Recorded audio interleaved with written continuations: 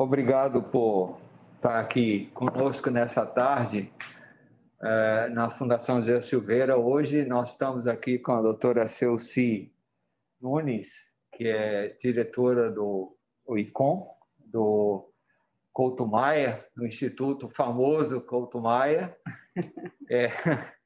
E nós estamos também com o professor Geraldo Leite, que vai dar uma palavrinha inicial para iniciar a nossa web conference hoje à tarde, e nós vamos discutir as estratégias que foram utilizadas para enfrentamento da pandemia aqui no estado da Bahia, principalmente em Salvador. Nós vamos ouvir Celci. Mas primeiro nós vamos dar a palavra ao doutor Geraldo Leite, que vai dar uma introduçãozinha a essa apresentação. Em 11 de março de 2020, quando a Organização Mundial da Saúde caracterizou a atual pandemia, o Brasil registrava apenas 34 casos importados, concentrados nos estados de São Paulo e de Rio de Janeiro. 5 dias depois, este número saltou para 200. 4 dias mais tarde, o Ministério da Saúde reconheceu a transmissão comunitária. A alta disseminação e a elevada taxa de hospitalização do patógeno transformaram o Brasil, em curto espaço de tempo, no principal foco da doença na América Latina, com graves consequências econômicas e sociais. Esta pandemia não é um problema exclusivo das autoridades sanitárias. É um problema de todos, das autoridades governamentais e não governamentais, de todas as esferas da sociedade. Urge que a população tenha consciência deste fato. Sem a colaboração de cada um de nós, não sairemos da situação em que estamos. Novas ondas de disseminação do vírus aparecerão. A pandemia da gripe espanhola, mãe de todas as pandemias do mundo moderno, castigou a humanidade durante 2 anos, matando 50 milhões de pessoas, mais do que as 2 guerras mundiais. Isso não pode acontecer de novo. E para isso nós todos devemos nos mobilizar.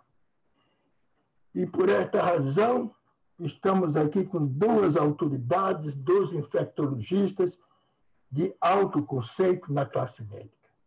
A professora Celci Nunes, graduada pela Escola Baiana de Medicina e Saúde Pública, mestre em Medicina Interna pela Universidade Federal da Bahia, doutora pela mesma universidade, diretora do Hospital Couto Maia, professora adjunta da Escola Baiana de Medicina e ex-conselheira do CREMEB e do Conselho Federal de Medicina. Com ela, ao nosso lado, está, como sempre, o doutor Eduardo Neto, médico da Universidade, formado pela Universidade Nacional de Brasília, mestre em Medicina Interna, Master em Public Health na Columbia University, doutor em Medicina e Saúde Pública pela Universidade Federal da Bahia e professor de Bioestatística e Bioética da Universidade da Escola Baiana de Medicina. É coordenador nosso do Centro de Pesquisa e Inovação. Estamos todos aqui para ouvi-los e aprender. Muito obrigado. Professor Geraldo, foram palavras maravilhosas. Eu declino toda essa...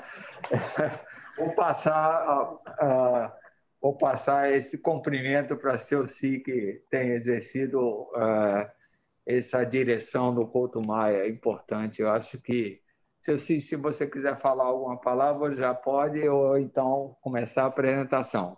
Eu estou curioso para saber como é que foi esse enfrentamento dessa epidemia que vocês fizeram. Bom, primeira coisa que eu queria dizer é que é um prazer estar aqui e na frente desse meu professor Geraldo Leite, que é um exemplo para a gente. Eu me recordo das aulas dele, assim, muito vivamente, e presidente aqui da Fundação José Silveira. E na presença de Eduardo, esse colega querido, que é contemporâneo, e que a gente tem feito algumas coisas juntas nesse tempo aí. Relatar essa experiência tem sido muito gratificante, porque foi uma experiência, tem sido, né? E agora a gente com novos desafios, uma experiência muito rica de aprendizado, de medo, de muita coisa junta. E aí eu queria passar a minha apresentação.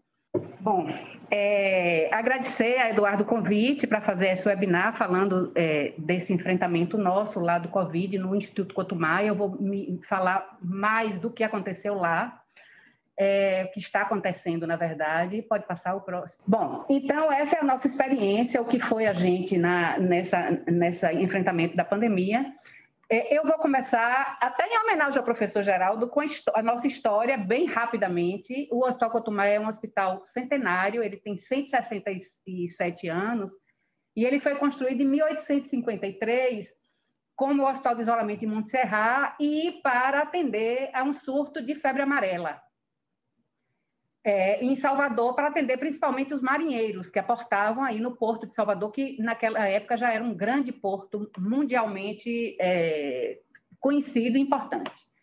E interessante, professor, é que a fim de cada surto epidêmico, o hospital fechava as portas, porque não tinha verba e tal. E as opções terapêuticas que tinham eram mínimas e a população via o hospital mais como lugar de morrer do que lugar para ter um cuidado, né? Até aproximadamente o século XIX. Também eu estou falando disso porque no Instituto Couto Maia nós juntamos duas instituições, que foi o Hospital Couto Maia e o antigo Hospital Dom Rodrigo de Menezes, que foi anterior ao Couto Maia, foi do século XVII, 1787, foi fundado como Hospital de São Cristóvão dos Lázaros para acolher doentes de hanseníase e afastá-los do restante da população. E é interessante nessa história que em 1918, esse hospital tinha apenas 28 pacientes internados e já se planejou sua transferência para um pavilhão do Couto Maia, que era o isolamento de Montserrat. E no dia 6/7 de 2018, 100 anos depois, nós fizemos essa junção dos dois hospitais, e o Instituto Couto Maia foi construído no terreno que funcionava o leprosário, que era o antigo Dom Rodrigo de Menezes. E também que eu acho que é interessante falar é que esse Instituto Couto Maia é uma parceria público-privada de modalidade mista, chamada Bata Cinzas. Ela foi importada, foi a primeira no Brasil nessa modalidade, e ela é composta por um consórcio Couto Maia, que era uma empresa de administração hospitalar e uma construtora, que fizeram a construção, equiparam e que cuidam das chamadas Bata Cinzas, que é todo o pessoal administrativo que está descrito aí, todas as partes que esse consórcio faz. E a parte assistencial toda é organizada e dirigida pela Secretaria de Saúde do Estado da Bahia. Toda atividade de assistência, pessoal e material médico hospitalar é da CESAB. Isso é interessante porque isso foi uma coisa que nos ajudou, facilitou a gente transformar o hospital. Então, o professor já falou que no dia 11 de março, foi decretada a pandemia, né? Exato. E logo depois o Brasil decretou que tinha casos de transmissão comunitária, e nós começamos a nos preparar. Então, nós tivemos 1 a 2 semanas para transferir todos os pacientes do hospital, porque foi definido que a gente ia virar um covidário, um hospital unicamente de atendimento à Covid. Então, isso foi possível porque nós temos uma rede que é o SUS. Então, o que é que a gente fez? Avaliamos todos os pacientes, aqueles que tinham condições de ter uma alta antecipada, nós fizemos, aqueles que tinham condições de ir para casa, para home care, nós fizemos, e foi montada uma ala no Hospital Otávio Mangabeira, que acolheu esses nossos pacientes das diversas doenças infecciosas. Não foi uma coisa fácil, porque a gente estava com 87% de ocupação na unidade. Já no dia 23 de março, a data ali está errada, nós já iniciamos comunidade Covid, e como historicamente o que a gente tinha visto na Itália, na Espanha, na França, era de necessidade de UTI, então nós já abrimos a unidade com ampliação. Nós tínhamos 20 leitos de UTI, 10 pediátricos e 10 de adulto, nós já abrimos com 30 leitos, e já tivemos no dia 23 de março o primeiro caso de Covid. E, sucessivamente, nós fomos abrindo leitos no hospital, principalmente de UTI. E no dia 8 de junho, nós passamos de 20 leitos para 89 leitos de UTI, e passamos de 120 leitos para 159 leitos totais no hospital. Então, tivemos que fazer muitas mudanças estruturais. E aí é que entra a questão da parceria público-privada, por você ter uma empresa só que abarcava todos os serviços de apoio, né? Então, quais foram essas mudanças estruturais? Nós precisamos fazer uma ampliação da rede de gases em toda a unidade, porque para você colocar leito de UTI, extensão da rede de elétrica e hidráulica, porque você ia ter maior consumo de energia com todo o material, o equipamento médico hospitalar. Aumentamos os pontos de hemodiálise, novas pias para colocar posto de enfermagem, etc. E aí está o hospital. Aí é antes do Covid e depois do Covid. Então, nós transformamos o nosso ambulatório, que era um ambulatório com 10 consultórios de infectologia, hanseníase, infectologia geral, neuroinfecção e tal, nós montamos no ambulatório 24 leitos de enfermaria. No centro cirúrgico, nós montamos 7 leitos de enfermaria avançada, que era como se fosse uma semi-UTI. No internamento masculino, que eram 50 leitos, nós fizemos 29 leitos de UTI e 19 leitos clínicos. No internamento feminino, que eram 30 leitos, viraram todos leitos de UTI. O internamento pediátrico, que eram 20 leitos, passou a ter 10 leitos de UTI e 10 leitos de enfermaria pediátrica. A UTI pediátrica passou a ser de adulto. A emergência adulta, os leitos de observação também foram transformados em enfermaria, e a emergência pediátrica também foi transformada em enfermaria. Então, com isso, nós conseguimos multiplicar esses leitos da unidade. Preparando para uma pandemia forte. Forte, exatamente. E foi o que a gente vai ver o que realmente aconteceu. O próximo... Ô, seu amigo. Tivemos mudança de recursos humanos e teve a parceria com a Fundação José Silveira, com o Instituto, o IGH, nos ajudou também a rapidamente fazer uma ampliação muito grande de recursos humanos. Então, para vocês terem uma ideia, nós tínhamos em torno de 850 funcionários no hospital, todos funcionários nosso e da parte da concessionária, e passamos para praticamente 1.500. Eita. E aí essa divisão é interessante, porque 68,6% da força de trabalho do Instituto Couto Maia é formado por mulheres. Então, a resposta à pandemia foi muito feminina. Por quê? Porque foi uma grande quantidade de técnicos de enfermagem. Esses técnicos de enfermagem, na maioria, são mulheres. Tivemos muitos profissionais infectados. Esse gráfico aqui é antigo, mas só para a gente ter uma ideia, porque essa proporção continuou. Então, os principais profissionais que foram infectados foram realmente técnicos de enfermagem, depois enfermeiros, médicos, fisioterapeutas, e depois vinham as outras categorias.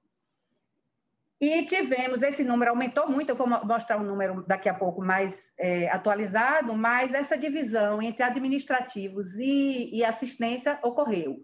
E muitos dos funcionários administrativos, eles eram infectados pelo Covid sem ter acesso à área assistencial, né? Muitos deles. Então, a gente acha que muitos podem ter sido infectados em casa, no transporte público, fora do hospital, né? Exato. Mas é claro que a gente sabe que tem um risco dessas pessoas lá dentro. Aí é o último boletim da Secretaria de Saúde, que pega todos os hospitais e qual a força de trabalho que foi infectada. Você vê ali que nós estamos... Tem o Instituto Cotumaia, abaixo do Hospital Ana Néria, 1, 2, 3, 4, o quinto, e nós tivemos 20,5% do nosso pessoal infectado.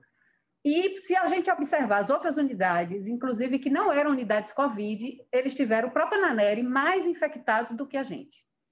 Né? Então, isso foi uma preocupação nossa desde o início, de fazer um treinamento rigoroso das pessoas para a utilização da EPI, para a gente proteger a nossa força de trabalho. Uma coisa que se mostrou muito importante é que a gente precisava fazer comunicações muito rápidas com a equipe e que a gente precisava fazer alguma coisa de humanização, porque a Covid-19 é uma doença que tira as pessoas da convivência com seus familiares. Então, as pessoas não podiam ter acompanhante nem podiam ter visitante, né? Tanto pelo risco de transmissão, como por um problema que desde o início a gente se preocupou, que era de faltar equipamento de proteção individual, porque foi uma correria no mundo todo para as mesmas indústrias de produção desses equipamentos que ficavam localizadas fora do Brasil, praticamente em 2 países, a Índia e a China. E aí nós usamos como uma estratégia de comunicação o nosso site, né? Fizemos uma parte só de coronavírus e nesse lugar nós colocamos todos os documentos e os protocolos do Instituto Cotumaia. Então, se você entrar no site, você vê todos os protocolos e também a nossa equipe, no início, foi quem fez todos os vídeos educativos para o governo do Estado, através da ASCOM do governador, né? Assessoria de Comunicação da Secretaria de Governo de Comunicação. Então, nós fizemos vários vídeos de colocação, retirada da EPI, a importância dos EPIs, várias coisas. Então, a gente serviu também de uma referência para o Estado. E aí, os protocolos por área, nós fizemos todos os protocolos de uso de equipamentos por área e o nosso protocolo assistencial que está aí. O nosso protocolo assistencial, desde o início, a gente procurou fazer baseado em evidências científicas. Então, nós nunca colocamos nenhum medicamento que a gente já sabia, desde o início, que não tinha medicamento... O tratamento etiológico, né? Um medicamento para o vírus, como hidroxicloroquina, ivermectina, a gente nunca introduziu no nosso protocolo. O nosso protocolo é basicamente oxigenoterapia, que pode ser em catéter, de alto fluxo, ventilação mecânica. Isso foi mudando no decorrer da pandemia, porque no início a gente intubava muito mais os pacientes, e isso tem 2 motivos. Primeiro, porque a orientação inicial era de que as pessoas ficassem em casa, só procurassem o hospital se tivesse algum problema respiratório. Então, elas já chegavam lá realmente precisando, muitas vezes, de intubação. E a outra coisa que se viu, que o paciente com Covid-19, ele tem uma coisa muito interessante chamada a hipoxemia feliz, que é muito diferente das outras insuficiências respiratórias. Às vezes, o paciente chega conversando no celular, quando você faz a hemogasometria, você já está com parâmetros que precisa de intubação. Então, a gente já teve alguns casos assim. Eu lembro de uma senhora de 64 anos que foi dita assim, a senhora vai precisar ser entubada. Ela disse assim, deixa eu ligar para minha filha. E aí ligou para a filha e disse, eu estou sendo entubada. Então, uma coisa assim muito, muito difícil da gente lidar.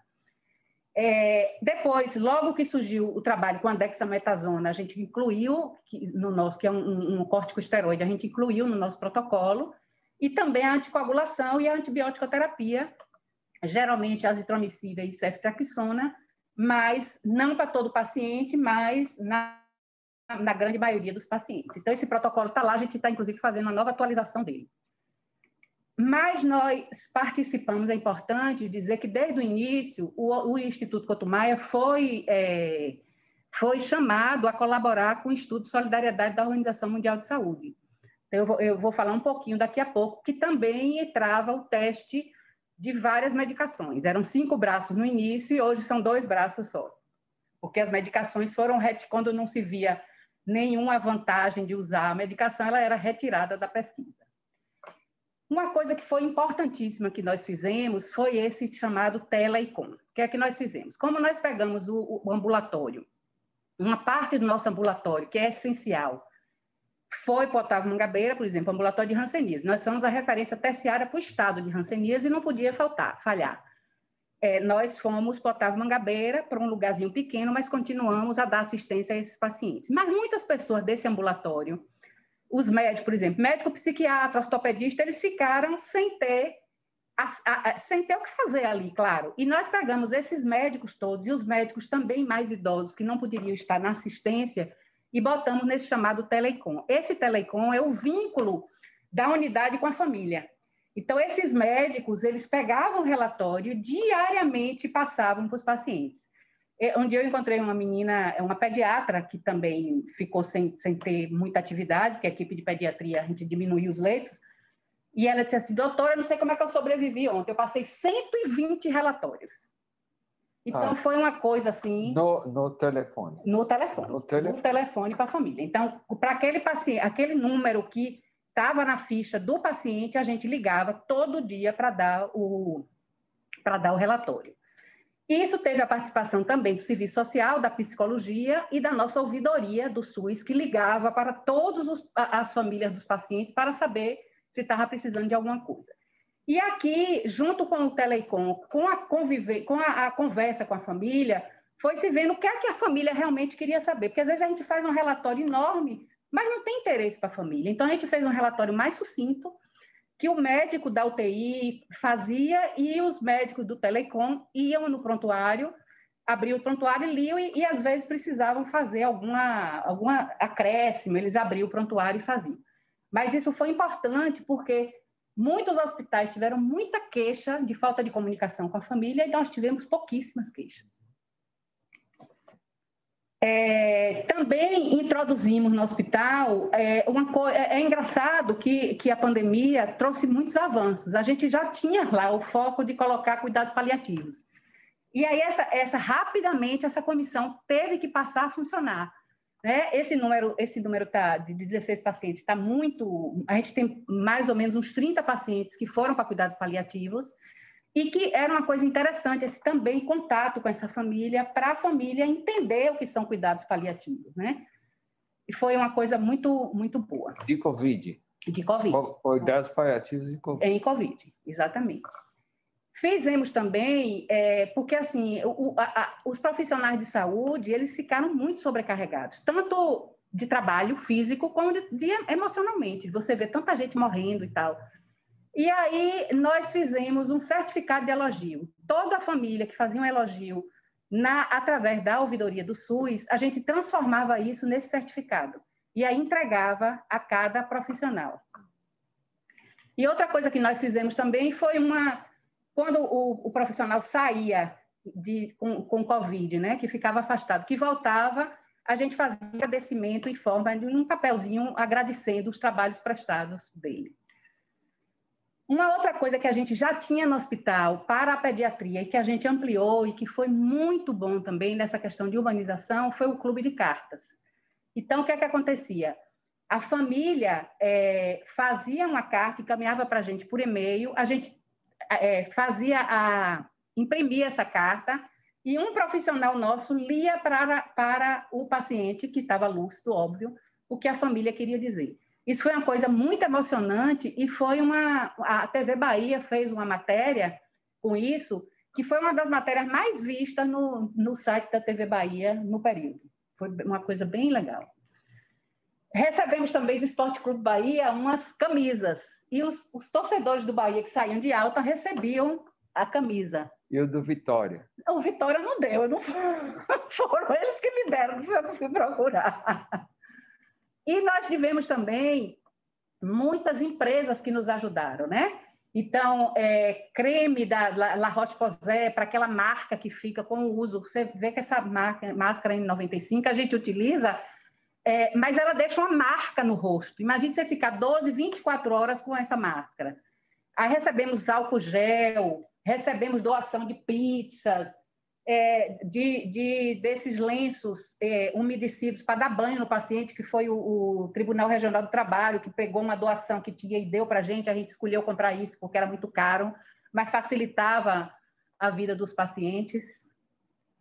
Uma coisa também importante é que a gente teve que melhorar a estrutura do hospital para a segurança. Então, um local que a gente sempre soube que podia ser um foco de transmissão de Covid era o refeitório. Então, o que é que nós fizemos com o refeitório? Espaçamos as mesas e fizemos uma coisa de acrílico, uma barreira de acrílico entre uma pessoa e outra. Então, em todas as mesas, você senta uma pessoa de um lado, uma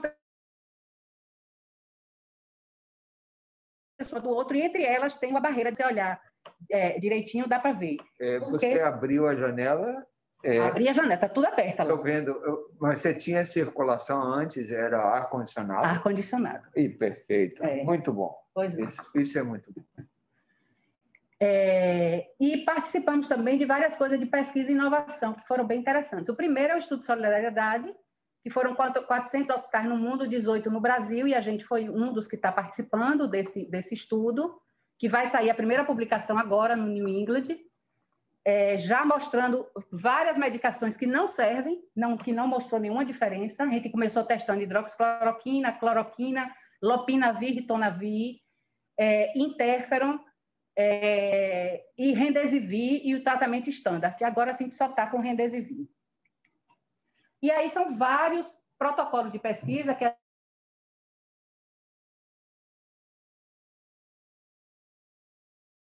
gente da Fiocruz do Rio de Janeiro, do Instituto de Saúde Coletiva, da Fiocruz Bahia, de diversas instituições.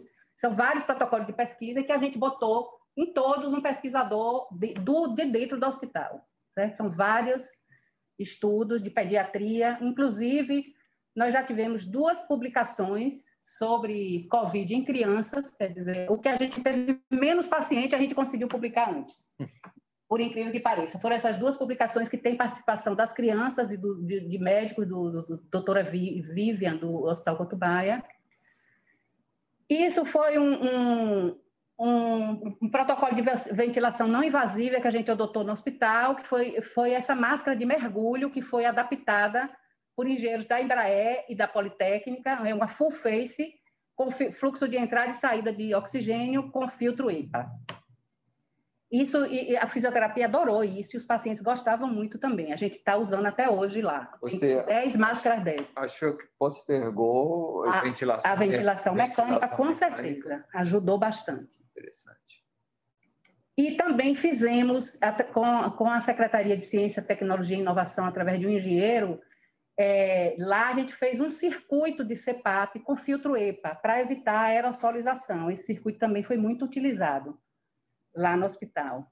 Que no CPAP não existe esse filtro EPA, mas para a Covid é necessário para você não aerosolizar e transmitir o vírus pelo ar para as pessoas.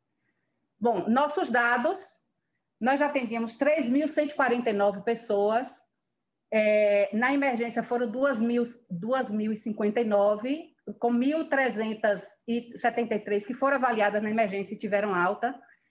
É importante dizer que muitos desses 1.373 que tiveram alta foram profissionais de saúde nossos e de outras instituições. Internamos 1.776 pessoas, sendo que 684 pela emergência e 1.092 direto para a UTI. Transferência, regulação. De outras. Na emergência, a gente atendia na época da época do pico da pandemia, que foi em maio, junho, a gente chegou a ter engarrafamento de ambulância. SAMU, Vitalmed e tal, no hospital, que entram pela emergência. Bom, aí eu trouxe 3 cenários, né? Vocês lembram que eu falei que no dia 8/6 nós acabamos de montar os últimos leitos e ficamos com 89 leitos de UTI. E eu quero que vocês vejam como a gente estava. O vermelho é o leito ocupado, o azul é o leito que a gente já forneceu para regulação, então já tem um paciente vindo, e o verde são as altas, então, as vagas. Então, você vê que a gente só tinha vaga no dia 8/6, a gente tinha 4 vagas na UTI, da UTI 4 ala C, que a gente tinha acabado de abriu nesse dia, e na pediatria, que mesmo com o número de leitos reduzidos, a gente teve vaga. Tem uma cor diferente, o laranja. Aqui, laranja. Esse laranja aí é porque nesse dia a gente abriu 5 leitos e não os 10. Okay. Porque para você abrir 10 leitos de vez, chega 10 pacientes de vez, a equipe não aguenta. Então a gente abriu 5 num dia e 5 no outro. Okay. Então esse ficou o bloqueado por nós. Então, aí é 8/6, olhem bem essa diferença. Aqui é 20/8, então já mais de 2 meses depois, então a gente viu que a epidemia já estava, olha, isso tudo de verde são vagas que a gente tinha, e vocês olhem, 9/10, né, a gente começou a fechar leito, então aquele marronzinho ali foram leitos que a gente fechou, porque não estava sendo utilizado, não estava tendo menor demanda. E o que é que está acontecendo agora?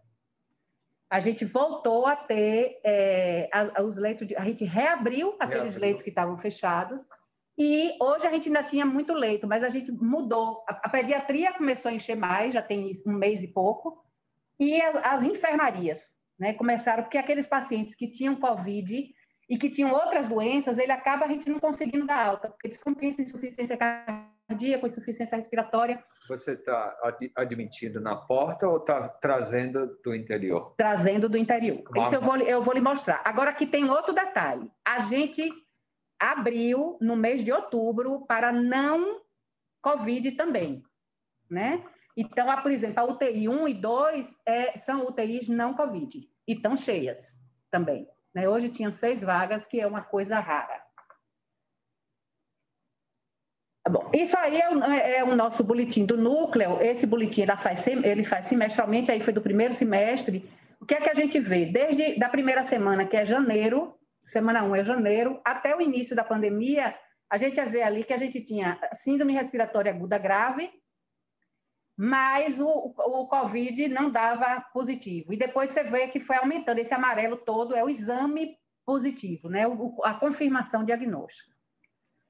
E aí a gente vê a faixa etária, principalmente pacientes acima de 40 anos, a taxa etária que a gente mais internou foi de 60 a 69, mas também de 70 a 79, maiores de 80. O sexo masculino, a gente já viu isso na literatura, as formas mais graves de Covid acometem mais o homem do que a mulher. E aí é um extrato de raça, 63% parda, 18% preta, branca 5,6%. Né? É claro que isso tem as suas limitações, isso não é um trabalho científico, são dados do prontuário, não tem uma coisa assim bem embasada, mas são os dados que a gente tem. Vê que no início, isso aí foi no primeiro semestre, 74% das pessoas eram de Salvador. Pegando ali Lauro de Freitas, já vai para 80% quase, né? Salvador e região metropolitana. E depois, no mês de setembro, isso se inverteu. A gente começou a receber 73% dos pacientes do interior e começou a cair Salvador.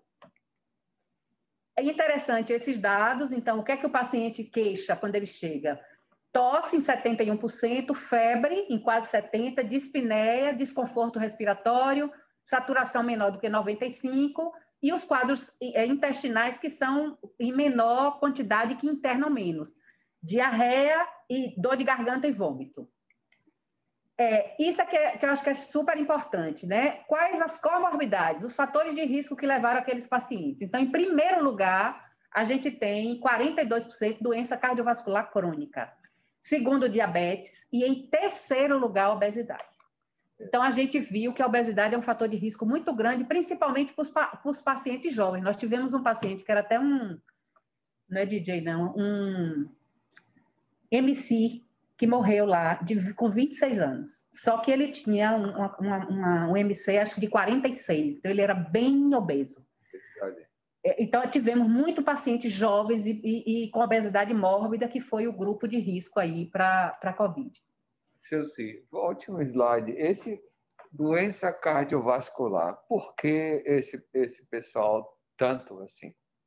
Eu acho que a gente precisa estratificar também isso. Primeiro, tem muita idoso com a doença cardiovascular, né? E, assim, eu acho que tem alguma coisa, você tem a doença cardiovascular, você tem alteração pulmonar também, eu não sei explicar exatamente, não, mas é o que a gente viu. Diabetes a gente sabe, né? O paciente impressionante a doença cardiovascular. Impressionante. Sendo um fator de risco mais tão grande, né? Significante. E você vê que a gente achava que a gente ia internar muito HIV com Covid. Internamos pouquíssimos, Eduardo, muito poucos. Né? Essa imunossupressão aí não é nem tanto HIV, é mais paciente lúpico, paciente usando corticoide, até outras coisas, que também não é tão grande, tão significante. E pneumopatia crônica vem bem abaixo de doença cardiovascular. Exato. Vai entender, né? Não é. Aí precisa de vários estudos para a gente avaliar isso melhor. E que a gente usou? A gente usou algumas ferramentas de gestão. Por exemplo, a gente usou o EpiMed para ver como era que estava o nosso risco na UTI, o risco do paciente morrer na chegada e na saída. A gente o Ministério da Saúde fez um contrato com a HCO, incluiu a gente, que era para fazer visitas dos pacientes mais graves, que o pessoal de lá ficava fazendo visita, mas a gente teve muita dificuldade, porque no início os pacientes eram tão graves que os plantonistas não tinham tempo de parar para fazer essa visita, mas aconteceu algumas vezes. A gente também teve um convênio aí, através do Ministério da Saúde, com o Itaú Sírio-Libanês, que eu vou falar o que eu achei mais importante disso. E a gente fez, quando a gente viu que a nossa letalidade estava alta, a gente fez uma comissão externa de qualidade para avaliar os nossos processos, que foi também uma experiência muito interessante. Muito processo que era um problema, mas que se revelou pelo número de pacientes. Então, por exemplo, balanço hídrico. Você não pode entender como isso foi um problema. Os técnicos de enfermagem eram muito inexperientes e um balanço hídrico a gente não podia confiar. Então, um paciente que usa não sei quantas drogas, que usa muita droga diluída, aí ficava aquela confusão do balanço hídrico. E a gente foi, com isso, percebendo e vendo o lugar que a gente tinha que atuar com a educação continuada e tal. Bom, através desse convênio do Ministério da Saúde com o Sírio-Libanês, eles vieram e orientaram a gente a montagem de um gabinete de crise. E isso fez muita diferença. É uma coisa muito simples, mas que fez muita diferença. Então, esse gabinete de crise, ele se reúne todos os dias até hoje, de 10 às 11 da manhã, com a diretoria, coordenação, a diretoria de enfermagem, a diretoria médica, a diretoria geral, a diretoria administrativa. E a gente avalia, por exemplo, os insumos, que a gente tinha muito medo da gente faltar insumo.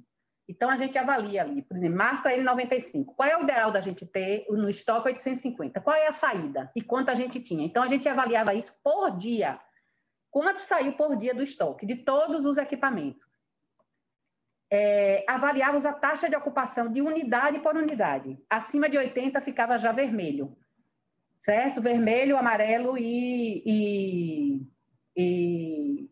avaliávamos também a ocupação, que não é nem ocupação, isso não é o nome, mas era os profissionais de saúde, quantos estava faltando, certo? Então, por exemplo, tinha 90% da ocupação de fisioterapia, estava em amarelo. A ocupação de enfermagem diminuiu, 87% já era vermelho, certo? Para a gente fazer esse acompanhamento, porque as pessoas iam sair afastadas e a gente precisava saber o dia que ia voltar. E a gente fazia todo esse acompanhamento diário. Os leitos, tal, e também avaliávamos todos os infectados. Quem era a observação, qual era o vínculo, então, esposa do técnico de enfermagem, que trabalhava em outro setor do hospital, etc. Então, a gente ia fazendo isso diariamente para entender como era que estava a nossa... e para ver onde a gente precisava atacar, qual era o setor que estava tendo mais contaminação para a gente ir lá, retreinar, etc, etc. E falta de pessoal, como é que você lidava com isso? Por exemplo, quando ele desenvolvia Covid, essa circulação de pessoal... Pois na verdade, era um inferno. A gente trabalhou muitas vezes sem o número que a gente precisava. Né? Porque você diagnostica hoje, o paciente não vê amanhã, o profissional não vê amanhã. E aí pode ser de 7 a 14 dias de afastamento, a depender de se tem sintoma ou não. Então, isso a gente ia fazendo aí. E aí ia remanejando de um setor para o outro, um quebra-cabeça grande. Aí são os dados do EpiMed que a gente tinha por cada UTI, que a gente precisou saber, cada 10 leitos, foi um bloco de UTI, a gente precisava saber como era que estava aquela UTI para a gente intervir se tivesse algum problema. A gente também recebia do nosso núcleo, todos os dias, o que era paciente suspeito, confirmado, da pediatria, da unidade clínica e das UTIs, e atrás, porque às vezes você entra, por exemplo, ali a gente estava com 83 pacientes, 51 já confirmados e 32 não. Muitos daqueles tinham chegado no dia anterior, não tinha dado tempo de chegar, mas alguns falhavam, não colhiam o exame. Aí a gente ia atrás para colher o exame. Finalmente, eu estou acabando, eu acho que a pandemia tem um ditado que se diz que nada é tão ruim que não tenha algo de bom e nada é tão bom que não tenha algo de ruim. Então, a pandemia, a gente teve algumas coisas de boa que a gente tirou. Então, eu trouxe 2 slides no hospital. Então, uma coisa que ficou muito marcante foi a importância da equipe multiprofissional. Então, não dá para a gente valorizar mais o médico, o enfermeiro, o técnico de enfermagem, o fisioterapeuta, que são os 4 principais. Todos tinham o seu papel importantíssimo naquele paciente. E uma coisa que ficou muito clara, que eu acho que é importante a gente discutir, é a desigualdade. Porque o que a gente viu é que tinha profissional que o salário do mês era igual ao salário de um plantão de 12 horas do médico, por exemplo. Então, isso é uma coisa até às vezes constrangedora da gente lidar, é um problema. Outra coisa é a importância das lideranças, né? Então, assim, esse hospital ter essa coisa centenária, né? Essa experiência acumulada. E eu já estava na diretoria há 13 anos. Então, a gente tinha uma equipe muito azeitada. Então, isso foi fundamental, porque, assim, nos 2 primeiros meses, nós não tivemos final de semana. Nós trabalhávamos de domingo a domingo. Íamos para casa dormir para montar toda essa estrutura, né?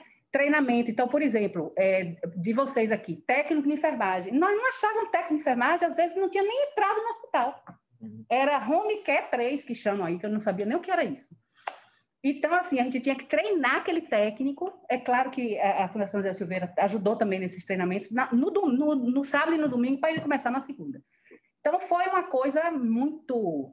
Então, a liderança de estar ali na frente e tal, foi uma coisa super importante. A gente teve um grande avanço organizacional, a gente melhorou nosso processo de farmácia, de laboratório, porque tudo ficou muito à mostra. Os problemas se multiplicaram por 1000. Então, ali não tinha jeito. Ou a gente cuidava daquilo, ou ia ser o caos. Então, nós fizemos em poucos meses o que levamos anos sem fazer. E acho que todos utilizaram o melhor da sua capacidade. Acho que isso é muito importante. E eu acho que no Brasil, no mundo, a gente viu, a primeira coisa para mim é a importância do Sistema Único de Saúde. Né? E que a população reconheça o SUS, porque se a gente não tivesse o SUS, a gente ia ter tido um caos, como foi naquela cidade lá, Guadalajara, né, que as pessoas ficavam na rua, morrendo na rua, depositada. Não foi Guadalajara, não, foi outra, mas uma cidade dessa que chamou bem a atenção. A importância do Estado, porque o SUS ele só pode ser garantido se você tiver um Estado, que não pode ser um Estado mínimo, então o mercado não daria conta de uma pandemia dessa. A importância da ciência, é a ciência que está dando nossos resultados, e é bom a gente dizer que, por exemplo, as duas vacinas que saíram logo, rápidas, a russa e a de Oxford, aquele pessoal já tinha eles estavam trabalhando em cima de uma plataforma de vacina, de adenovírus e tal, então por isso que eles puderam ser mais rápidos, né, para isso. Então, a ciência não pode ser deixada de lado. Ela que está dando as respostas para essa... Outra coisa é a exposição dos invisíveis, né? Quantas vezes a gente viu lá, você tem que ficar em casa, de quarentena, lavar a mão e tal, e o pessoal que mora na rua, e o pessoal que mora numa casa que fica 12, 13 no mesmo cômodo, como é que faz isso? Então, isso, eu espero que a gente venha a ser uma sociedade melhor. A questão da solidariedade e o valor das pequenas coisas, né? A gente não ia para shopping, a gente comprava menos, Então, o valor das relações interpessoais. Da troca. É mais da troca, mais do que... Exatamente. A máscara é um exemplo específico da troca, né? Eu uso máscara para proteger você, e você usa máscara para me proteger, não é verdade? Então, eu acho que é isso. Isso aí foram os dois folderzinhos que a gente fez para chamar a atenção do povo. Isso aqui já tem 2 meses. E esse a gente fez recentemente, porque no dia 17 passado, nós tivemos o nosso pico de contaminados no hospital. Tivemos de 28 exames escolhidos, 15 positivos. Para mim foi um caos aquele dia, porque eu disse, pronto, acabou. Funcionário. Então, teve um surto interno. Surto interno. Exatamente. Agora, de diversas áreas. Exato. A gente vê que a população pode estar cansada, os nossos funcionários estão cansados. Você também vê esse momento também que de recolher, a pandemia cansou. Eu lembro porque eu não estava lá, mas li na história que a segunda pandemia da gripe, citada por Dr. Geraldo Leite, foi pior do que a primeira. Como é que você vê o cenário hoje? Nós vamos emergir num surto pior? O que você acha? Eduardo, eu acho que a gente tem que muito ver o que está acontecendo nos outros países, porque foi exatamente assim. Exato. Eu lembro que a gente teve uma nossa residente que acabou a residência com a gente, o R3, e foi para Milão fazer um estágio. E chegou lá, pegou a pandemia. E Milão foi um epicentro importante. E de lá a gente ficava fazendo isso, videoconferência, ela dizendo... Então, assim, a gente precisa aprender com a experiência dos outros países. Se a Itália teve o segundo surto, a segunda onda, se a Espanha, por que nós não vamos ter? Não. É claro que nós vamos ter. Agora, o que depende da gente é a dimensão disso. Exato. Se a gente não se cuidar, como a gente está vendo, as pessoas minimizando o risco, porque assim, o que a gente está vendo é jovem na rua, esses jovens realmente eles têm menos risco de ter doença grave, mas eles vão levar para dentro de casa, para seus pais, para seus avós, para seus tios. Então, isso é muito preocupante. E a gente já está vendo. Anteontem, eu recebi um dado do LACEN que a positividade dos exames está igual ao pico da pandemia. Subindo novamente. Novamente. Exato. Então, a gente chegou a ter 30% de positividade. O CDC europeu, ele divide paciente de risco, país de risco, 4% é o corte. Então, a gente está com mais de 20% de positividade. Então, o vírus está circulando. Então, com certeza, fortemente. Então, a Bahia já está se preparando para reabrir alguns leitos. Parece que a prefeitura vai reabrir 30 leitos agora, foi o que me informaram. E já está de stand-by para abrir novos leitos. Pergunta aqui. A epidemia da gripe espanhola, que não era espanhola, teve 3 ondas e atingiu o Brasil na segunda onda, que foi a pior. Pois é. Exatamente. Então, é uma preocupação grande. Sabe por quê, professor? Porque os profissionais estão exaustos. Então, as pessoas trabalharam demais. A gente está com dificuldade de montar a equipe para Natal e Réveillon. Tá. Dificuldade mesmo. Então, não tem uma coisa fácil. Então, as pessoas, se não pensam nelas, nos familiares, pensam nos profissionais de saúde, que não vão dar conta de uma onda enorme. O que nós podemos falar para a população que nos ouve nessa tarde? Tem alguma novidade a não ser máscara? Não tem, né? A única coisa que funciona na prevenção de Covid é máscara, distanciamento social e álcool gel, lavagem das mãos com álcool gel ou com água e sabão. É isso que a gente precisa fazer. Então, assim, não vamos programar festa de fim de ano com muita gente. Vamos reduzir. A família vai ter que se dividir, se for uma família muito grande. Porque está tendo muito surto em festa de família. Exatamente. Né? Exatamente. Então, assim, é isso. Outra coisa, a gente não pode acreditar nessa chamada de tratamento precoce. Isso não existe. E a gente pegou vários pacientes lá que estavam em casa tomando esses remédios que chegaram no hospital tardiamente. Você está vendo o que aconteceu com Osmar Terra, que era um dos grandes negacionistas. Exato. No 10º dia, tomando remédio, foi parar no hospital e na UTI. Então, é um exemplo de uma autoridade, né, pública. Mas, assim, a gente teve esse exemplo muito. Então, isso é uma enganação. Então, a gente não pode acreditar nisso. O que é que funciona? Máscara, distanciamento social e higienização das mãos. Se tiver doente, não postergue a sua procura para o... E outra coisa, não vá trabalhar doente. Se você tiver com algum sintoma de gripe, não vá trabalhar, porque você vai transmitir. E no trabalho, a gente precisa ter muito cuidado. Eu já vi, vou ler. Eu vou responder. A gente tem que ter muito cuidado com aquelas horas que a gente relaxa, né? A hora do cafezinho, a hora de fazer um lanche. É porque a hora que a gente tira a máscara e que as pessoas falam, que as pessoas dão risada, ali acontecem as contaminações. É na hora que a gente relaxa, até na hora do lazer. A gente tem que ter cuidado com isso. Eu tenho um artigo da Inglaterra que mostra que se você está no trabalho, não tem problema. Se você está no ônibus, não tem problema. Se você está na sala de ginástica, não tem problema. Até a boa notícia para as mulheres. No salão, não tem problema. Mas no restaurante tem problema, e nos cafés, nas lanchonetes. Nos bares. Exatamente, onde a gente está vendo a doença realmente espalhar e onde a gente quebra as medidas de prevenção. Exatamente. Aí ela tem uma pergunta ali sobre reinfecção. Reinfecção. O que parece que, na verdade, existe reinfecção, já tem casos comprovados de reinfecção, mas o que parece, no montante de casos que a gente já teve no mundo todo, é que isso não vai ser uma coisa frequente. Vai ser muito raro, mas a gente vai ter.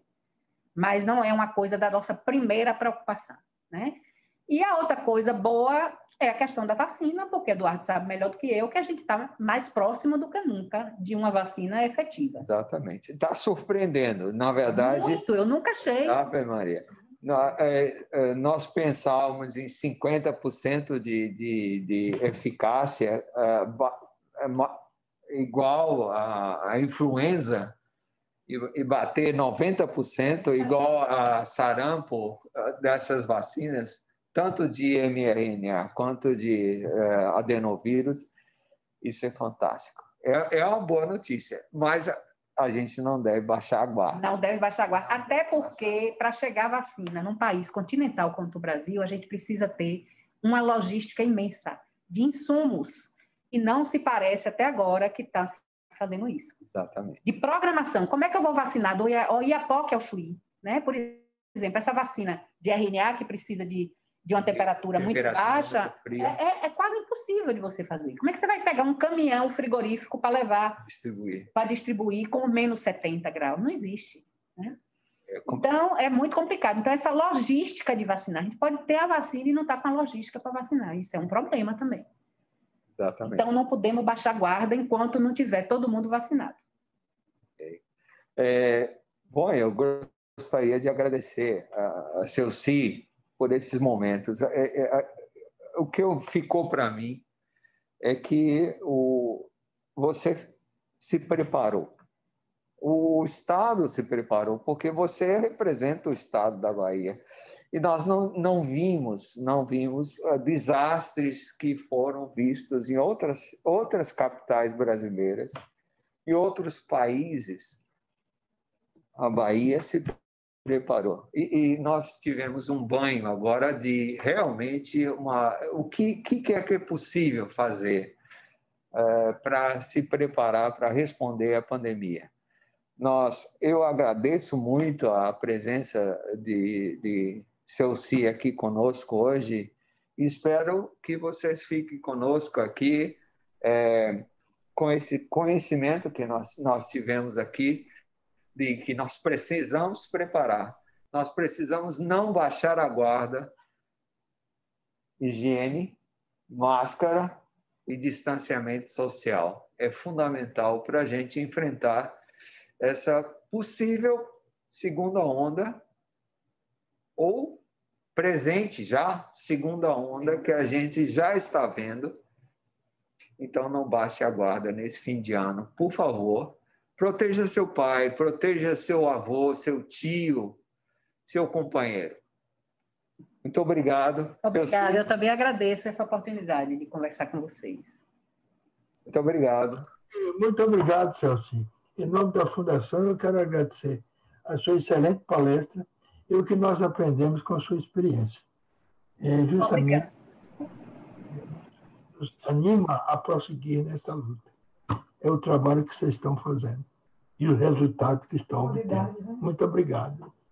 Muito obrigada a vocês também.